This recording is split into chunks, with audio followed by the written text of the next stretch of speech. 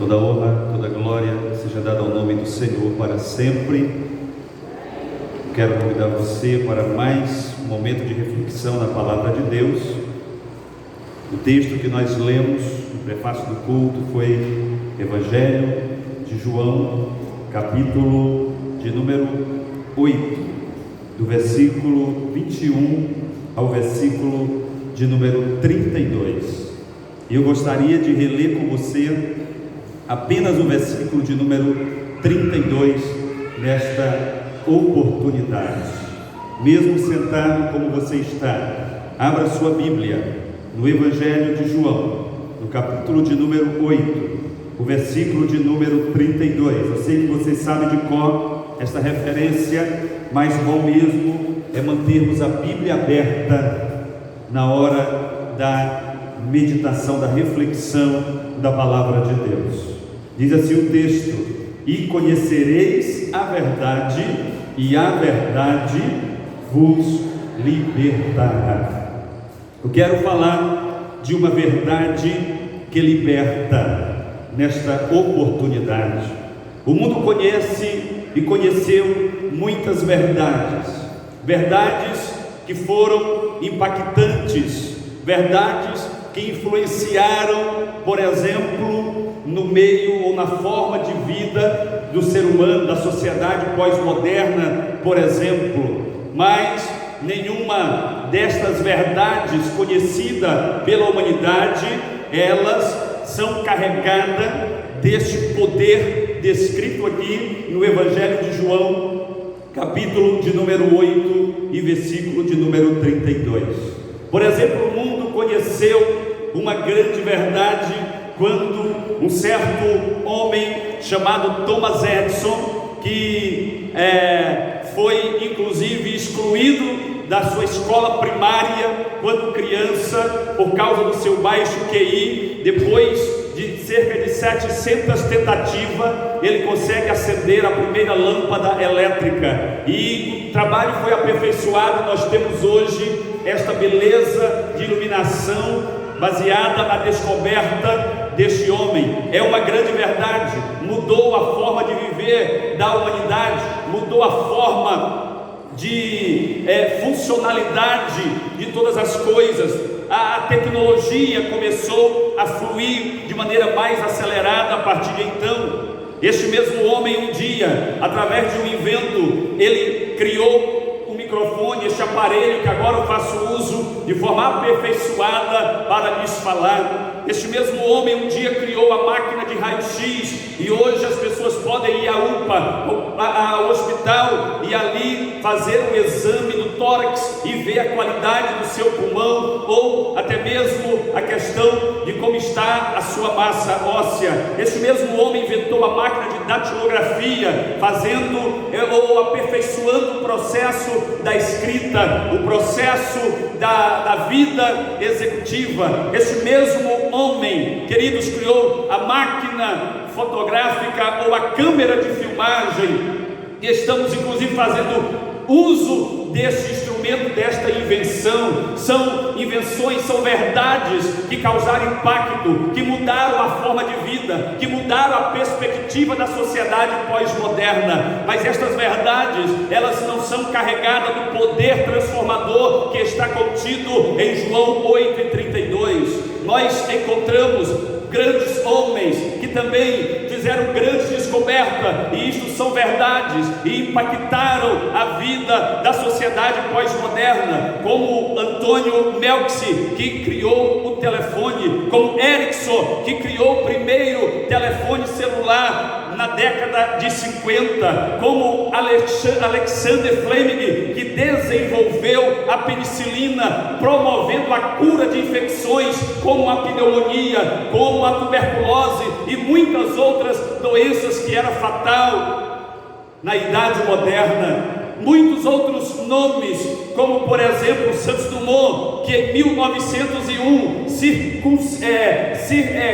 fez o primeiro voo circulando a Torre Eiffel ali na França, e este invento mudou a forma de viver, a forma de viajar da sociedade. Este evento mudou a forma de guerrear da sociedade. Este evento trouxe muitas transformações para a sociedade pós-moderna. Mas eu ainda digo a vocês que estas verdades, apesar de elas terem alterado o curso da vida da sociedade moderna, apesar de elas terem trazido grande avanço tecnológico para a sociedade pós-moderna, elas não são capazes de transformar literalmente a vida do homem. A única verdade capaz de transformar literalmente a vida do ser humano está contida aqui na palavra de Deus, no Evangelho de João, no capítulo 8 e no versículo de número 32, aonde está escrito: e conhecereis a verdade, e a verdade vos libertará. Louvado seja Deus. Ter conhecimento da verdade bíblica, queridos, é o primeiro passo para nós alcançarmos a salvação da parte de Deus, o nosso Senhor. Mas o que é essa verdade, pastor? O que diz a verdade bíblica? Porque ela é tão poderosa, porque ela é a única capaz de mudar o curso da história da humanidade. Ter conhecimento dessa verdade, queridos, é o primeiro passo para alcançarmos a salvação. E por que ela é tão importante? Porque ela nos mostra, ela nos revela, ela é o raio-x, aleluia, do projeto de Deus para a humanidade. E ela mostra a nossa vida por dentro, ela mostra o coração do homem, ela denuncia os nossos pecados, as nossas falhas, os nossos defeitos, de dentro para fora. A palavra de Deus, ela penetra no interior do homem, até a divisão da alma e do espírito, garante ela mesma. Ela é capaz de esmiuçar todo o entendimento do homem, até mesmo os pensamentos, aqueles que nunca foram pronunciados como palavra. Deus, no seu coração e na sua presciência, Ele sonda, Ele conhece o coração do homem, Ele sabe todas as coisas. É por isso que o conhecimento desta verdade é capaz de transformar a vida da humanidade. E a primeira coisa que esta verdade faz, queridos, ela denuncia, ela mostra que todos estamos afastados de Deus por causa do pecado. Ela mostra o triste estado da humanidade sem Deus, sem esperança. O apóstolo Paulo, escrevendo aos Romanos, no capítulo 3 e no versículo 23, ele escreveu: porque todos pecaram e destituídos estão da glória de Deus. Esse mesmo apóstolo, ele defendeu nos primeiros 4 capítulos da carta aos Romanos, veementemente, que a humanidade precisa ser socorrida, que precisa ser resgatada, e o único antídoto para o pecado da humanidade chama-se o sangue de Cristo Jesus, que foi derramado no Calvário para resgatar a humanidade, para justificar o homem perdido dos seus pecados diante de um Deus justo e poderoso. Isaías capítulo de número 59, versículo 2, está escrito assim: mas as vossas iniquidades fazem separação entre vós e o vosso Deus, e os vossos pecados encobrem o seu rosto de vós, para que não vos vejam. A verdade bíblica, ela denuncia o pecado do homem, ela revela o pecado em nós, e ela revela a triste condição da humanidade por causa do pecado. O autor de Eclesiastes, no capítulo 7, versículo 20, ele escreveu: na verdade, que não há homem justo sobre a terra, que faça bem e nunca peca. O salmista, no Salmo 51, versículo 5, ele declara: eis que em iniquidade fui formado, e em pecado me concebeu minha mãe. Este é o verdadeiro estado da humanidade sem Deus, da humanidade sem esperança, da humanidade sem salvação. E esta verdade bíblica é a única que consegue revelar esse estado do homem sem Deus. Em segundo lugar, Essa verdade bíblica, ela revela que Deus, Ele sempre buscou um relacionamento mais íntimo, mais próximo com a humanidade, mesmo apesar do pecado. Deus sempre buscou, Deus sempre teve uma iniciativa para trazer o homem, para trazer a humanidade para perto de si.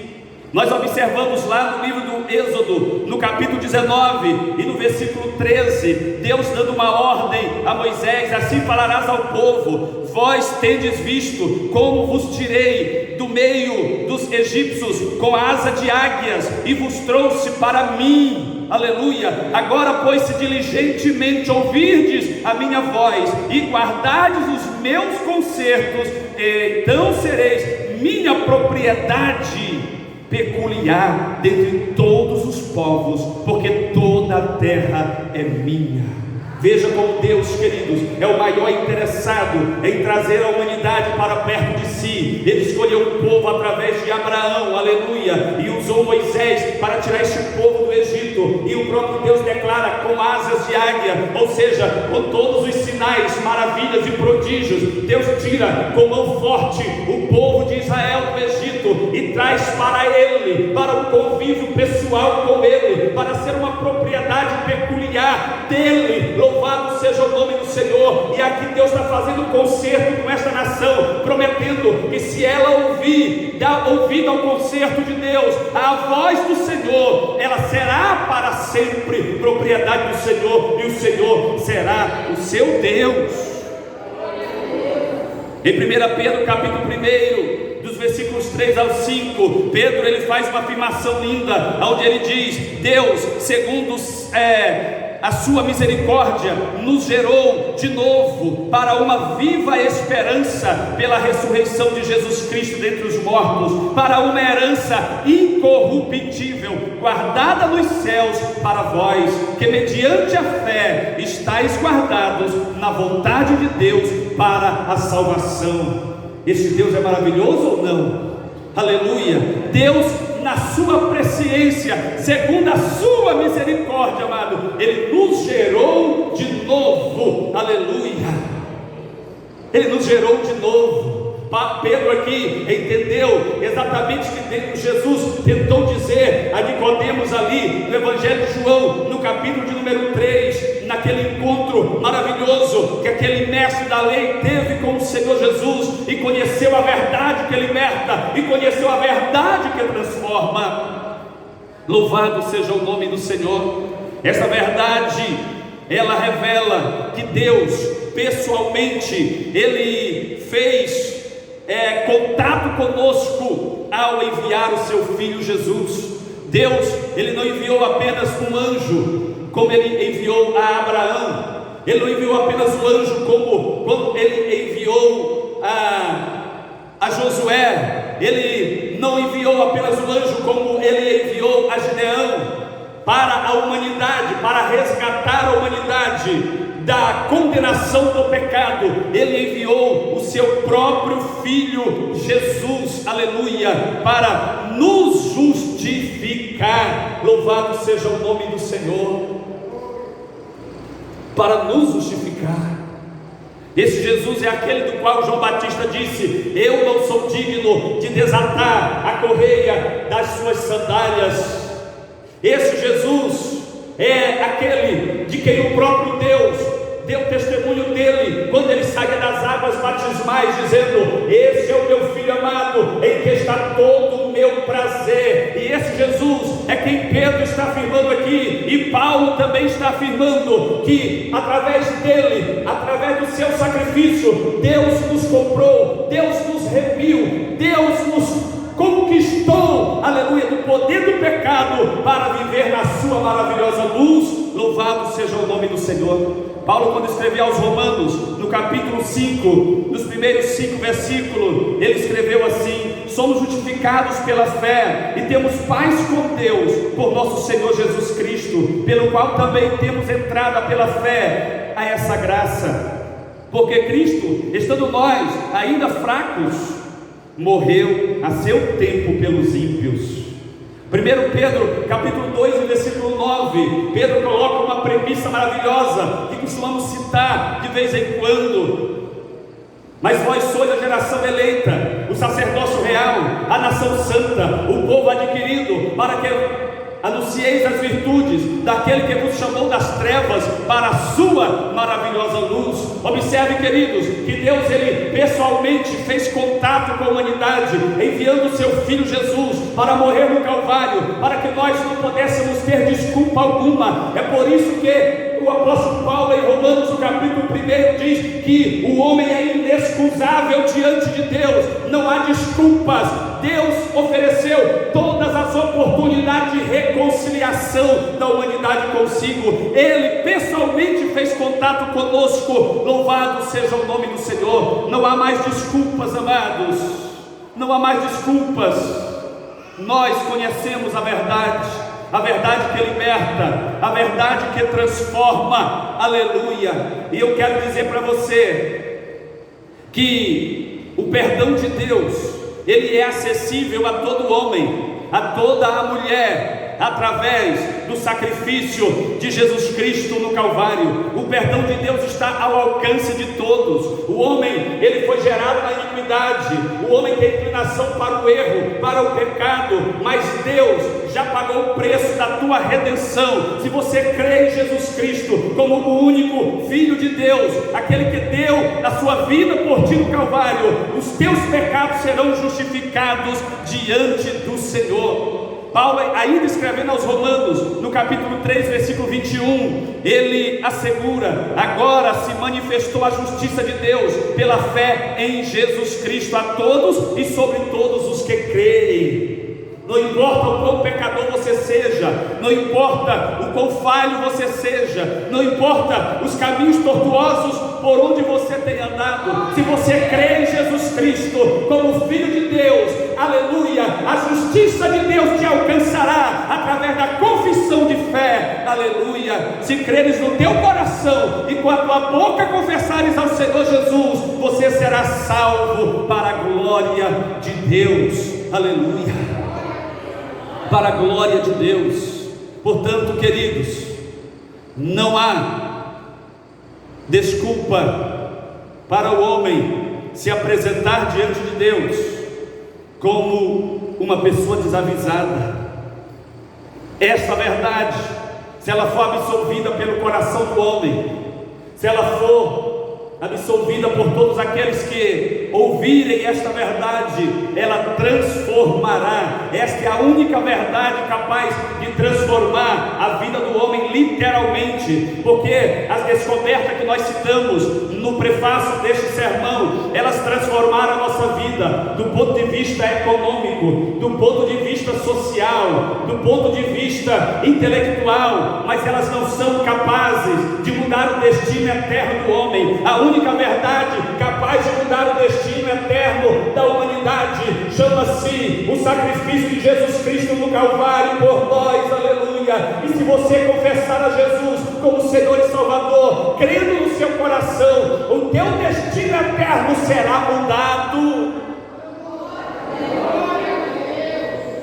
Algumas pessoas, elas escolhem afirmar que quando elas morrerem, Deus é que sabe do que elas serão merecedoras. Deus é que sabe para onde elas irão passar a eternidade, mas Deus, Ele já nos deu livre-arbítrio, e Ele já nos revelou, através da palavra de Deus, aleluia, o caminho que nós devemos seguir, e Ele ainda aconselha: eis que eu tenho colocado diante de ti, ó homem, a vida e a morte, a bênção e a maldição. Escolhe, pois, a vida, escolhe, pois, a bênção, para que vivas tu e a tua descendência, aleluia. Deus já colocou diante de nós, queridos, a única coisa que o homem precisa fazer é tomar a atitude de crer nesta palavra e confessar a Jesus como Senhor e Salvador da sua vida, para gozar a vida eterna ao lado de Cristo, porque só há dois caminhos para a eternidade, e a eternidade é real. Por mais que você não acredite, ela é real. Por mais que você não queira ver ou ouvir, ela é real, e você vai se deparar com a eternidade. Quando as janelas desta vida se fechar para você e você atravessar os portais eternos, você estará na eternidade e você viverá aonde você escolheu nesta vida. Você precisa escolher hoje aonde você irá viver a eternidade. E eu estou aqui para lhe auxiliar a tomar esta decisão. Eu estou aqui para lhe dizer que o caminho da verdade, o caminho que liberta e transforma, é o caminho estreito, é o caminho apertado, é o caminho espinhoso. Não queira o caminho fácil, não queira a estrada larga. Faça a escolha correta para a eternidade. Entregue o teu caminho ao Senhor, entregue a tua vida ao Senhor e seja transformado pelo poder da palavra e receba Jesus como Senhor e Salvador da tua vida. Que Deus te abençoe e te dê oportunidade de entregar a sua vida a Jesus, aleluia, para ser arrebatado com aqueles que serão arrebatados no arrebatamento da igreja de Deus.